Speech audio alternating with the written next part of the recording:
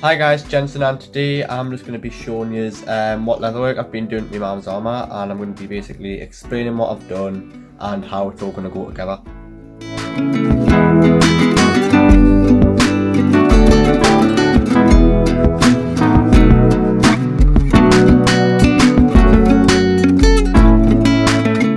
So as you can see, what I've done here is I've made a basic leather strap with it's got like a buckle here which is attached to the legs. Basically this just makes putting the legs on easier, so you don't have to tie them to your belt, you just buckle it. This is it's very robust.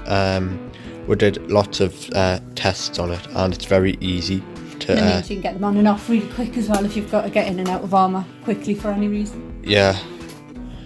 But that's basically what I did to the legs.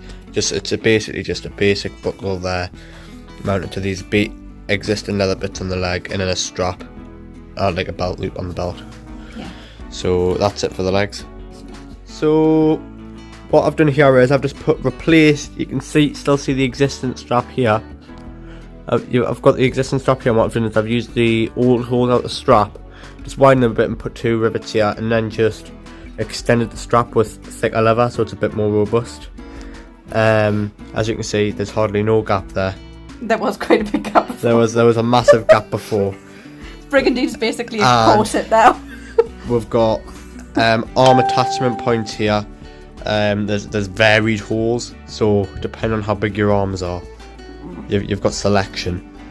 And I've just added straps up here to attach to the shoulders, which should get them off a lot quicker and on a lot quicker as well. So we've come into a bit of a conclusion here that these shoulders will attach to this strap here, but once they're attached, they should be sitting up here.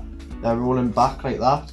So what we plan to do is to further increase the strap's practicality, we're going to put a new leather tab here and some string going through this buckle here to tie the shoulder to keep it forward like that, instead of it rolling back like that.